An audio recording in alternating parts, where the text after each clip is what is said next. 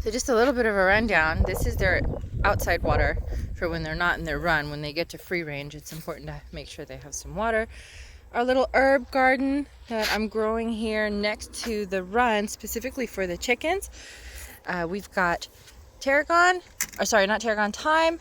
They love it. It's a tasty snack. This is Mexican tarragon. It's okay. They're not a huge fan of it, but it's still good for them. And then rosemary, and of course down there for their digestive and respiratory, mint. That one is spearmint.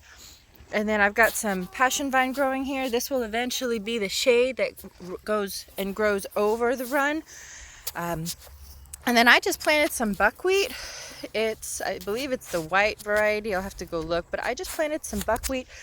This can be given as a green, or you can let it go to seed for the grain.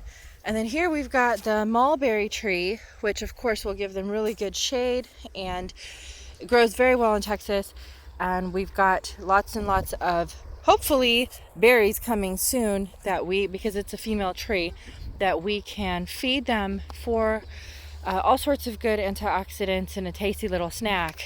And as you can see, we had a little bit of a storm, just a little bit of a storm. This was their solid shade tarp, and unfortunately it was just absolutely annihilated by that storm. Now, to be fair, we've had this for about half a year. It's not the best quality tarp. It came with this run that I ordered. I believe it was made in China, and we had to kind of finagle it to get it to work for us, but we did. My husband's really awesome at figuring things out.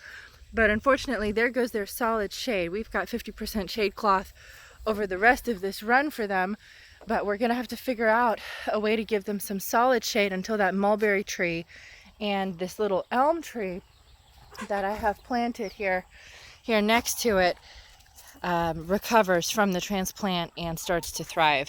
So, and then just this little gap here in between, you can see I've got 2 waters in there for them in addition to their food.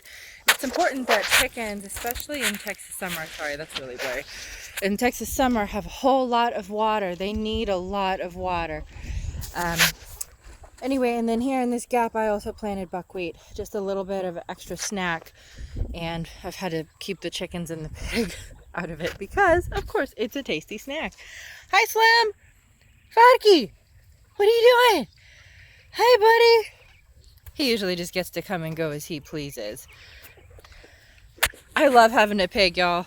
I never thought I would, but I love having a pig. Just look at this face. Look at this face. Yeah.